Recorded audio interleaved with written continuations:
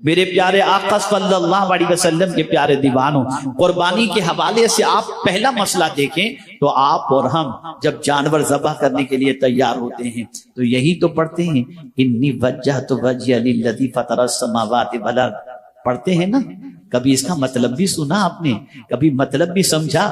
نہیں، مطلب تو صرف قربانی کے حوالے ویڈیو ہے، آپ تھوڑی سی کلپ دیکھ کر تو سمجھ ہی گئے ہوں گے۔ جی ہاں دوستو، کیونکہ انسان پورا سال بھر انتظار کرتا ہے بقرعید کا، اور یہ سوچتا ہے جو ہم اللہ کے راہ میں مہنگے سے مہنگے جانور لا کر قربانی کریں گے۔ جی ہاں دوستو، کیا آپ نے یہ جانا حضرت ابراہیم علیہ السلام کو اللہ تبارک و تعالیٰ نے جو خواب میں ارشاد فرمایا، اے ابراہیم جو تمہارا سب سے عزیز ہے، جو تم سب سے جس سے تم محبت کرتے ہو، تم اس کا قربانی دو۔ جی ہاں دوستو، اس کا مطلب کیا ہے ہم اس ویڈیو میں جانیں گے۔ انسان کو جو اللہ کے راہ میں جو قربانی دیتا ہے اس کے ساتھ ساتھ میں اور بھی چیز کا قربانی کا حکم ہے۔ جی ہاں دوستو، آپ اس ویڈیو میں دیکھ کر اور سن کر حیران ہو جائیں گے جو مولانا صاحب کیا کچھ بتا رہے ہیں۔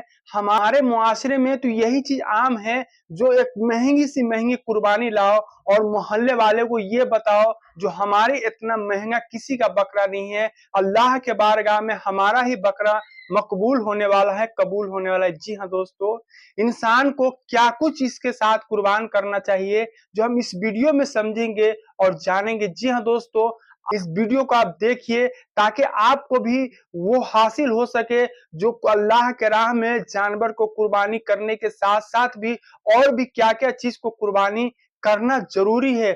میرے پیارے آقا صلی اللہ علیہ وسلم کے پیارے دیوانوں، قربانی کے حوالے سے آپ پہلا مسئلہ دیکھیں تو آپ اور ہم جب جانور ذبح کرنے کے لیے تیار ہوتے ہیں تو یہی تو پڑھتے ہیں، انی وجہت وجہی للذی فطر السماوات والارض، پڑھتے ہیں نا؟ کبھی اس کا مطلب بھی سنا آپ نے؟ کبھی مطلب بھی سمجھا؟ نہیں، مطلب تو صرف اتنا ہے، جلدی جانور ذبح اور کلیجی گھر پہنچے اور پکا کر کے کھا لیں، یہی تو مطلب ہوتا ہے۔ سنو اس آیت کریمہ کا اور اس جملے کا مطلب کیا ہے؟ انی وجہت وجہی للذی فطر السماوات والارض، اللہ اکبر، میں نے سب سے اپنی توجہ کو ہٹا دی، سب سے منہ موڑ کر اس رب کی طرف میں نے منہ کر لیا جو زمین و آسمان کا پیدا کرنے والا ہے۔ کیا ہماری توجہ قربانی کے وقت اللہ کی طرف ہوتی ہے؟ نہیں، ہماری توجہ اس طرف نہیں ہوتی جس عمل کے بارے میں اللہ کے رسول صلی اللہ علیہ وسلم یہ فرماتے ہوں کہ قربانی کے جانور کے خون کے قطرے کے زمین پر گرنے سے پہلے اللہ تعالیٰ قربانی کرنے والے کی مغفرت فرما دیتا ہے۔ آپ مجھے بتاؤ، اتنا بڑا اجر جس عمل پر اللہ نے رکھا ہو، کیا وہ صرف گوشت کھانے کے لیے ہو سکتا ہے؟ نہیں، آئیے میں قرآن کی روشنی میں سمجھاؤں، پیغام قربانی کو سماعت کریں کہ قربانی کا پیغام کیا ہے۔ اللہ اکبر، میرے پیارے آقا صلی اللہ علیہ وسلم کے پیارے دیوانوں، دور جاہلیت کے اندر کفار جب قربانی کرتے تو قربانی کا گوشت کعبے کی دیوار پر لگا دیا کرتے اور اسے وہاں پر خون، کعبے کی دیوار کے اوپر خون لگا دیا کرتے۔ یہ دور جاہلیت کا قانون تھا۔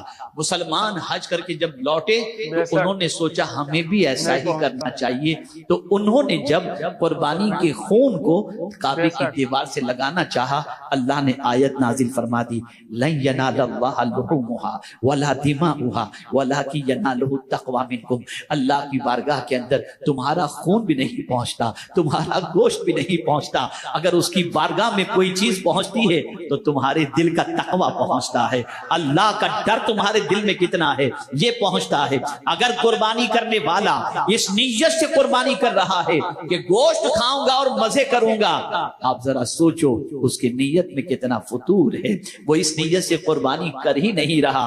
اللہ اکبر، حالانکہ قربانی کے حوالے سے نیت یہی ہونی چاہیے کہ مخصوص جانور کو مخصوص اوقات کے اندر اللہ کے تقرب کی نیت سے قربانی کرنا، یہ نیت ہے اس قربانی کی۔ کس لیے قربانی کرو؟ تاکہ اللہ کا قرب نصیب ہو۔ یہ قربان لفظ بھی جو ہے نا یہ قرآن سے ہے اور یہ عربی ہے. میرے پیارے آقا صلی اللہ علیہ وسلم کے پیارے دیوانوں، یہ قربانی اللہ سے قریب کر دیتی ہے، یہ قربانی اللہ کے قرب کی دولت عطا کرتی ہے. انسان یہ سمجھ رہا ہے کہ جانور کے حلق پر چھری چل رہی ہے. نہیں، حضرت ابراہیم علیہ السلام نے کون سا جانور خریدا تھا؟ کوئی جانور تو خریدا نہیں تھا نا، اپنے بیٹے کی گردن پر چھری چلا رہے تھے.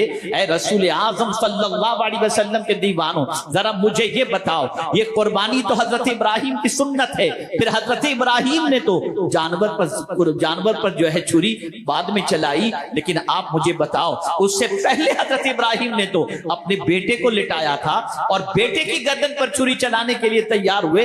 اور قرآن کہتا ہے وَفَدَيْنَاهُ بِذِبْحٍ عَظِيمٍ، اللہ عز و جل نے ان کی جگہ پر فدیے کے طور پر مینڈے کو لٹا دیا اور وہ عظیم قربانی ہو گئی. آپ مجھے بتاؤ، حضرت ابراہیم علیہ السلام مینڈا خریدنے نہیں گئے تھے، حضرت ابراہیم علیہ السلام جانور کے لیے پیسہ نہیں دیے تھے، تو پھر یہ قربانی حضرت ابراہیم کی سنت کیا ہے؟ جواب ملے گا. حضرت ابراہیم اپنے لخت جگر کی گردن پر چھری چلا کر یہ درس دے رہے ہیں کہ سنو، جس سے تمہاری محبت ہے ان ساری محبتوں کو خدا کی محبت سے بڑھ کر نہیں رکھنا. اگر خدا تمہیں حکم دے دیتا ہے بیٹا قربان کر دو تو رب کی رضا کے لیے بیٹا قربان کر دینا تاکہ اللہ عز و جل کی خوشنودی حاصل ہو جائے. وہ ایک جانور پر چھری نہیں چل رہی تھی، وہ نفس پر چھری چل رہی تھی، وہ خواہش پر چھری چل رہی تھی، وہ ارمانوں پر چھری چل رہی تھی. آج کا مسلمان خواہش کا غلام ہو گیا. حضرت ابراہیم علیہ السلام نے بتایا میرے بیٹے کی محبت بڑی میرے دل کے اندر ہے، میں نے اسے اللہ سے مانگا ہے، اللہ نے مجھے عطا فرمایا، لیکن اگر میرا پروردگار مجھ سے فرمائے کہ بیٹے کی گردن پر چھری چلا دے، میں بیٹے کو نہیں دیکھوں گا، میں رب کے فرمان کو دیکھوں گا، پالنہار حقیقی کے فرمان کو دیکھوں گا. یہاں سے ایک مزاج ملا.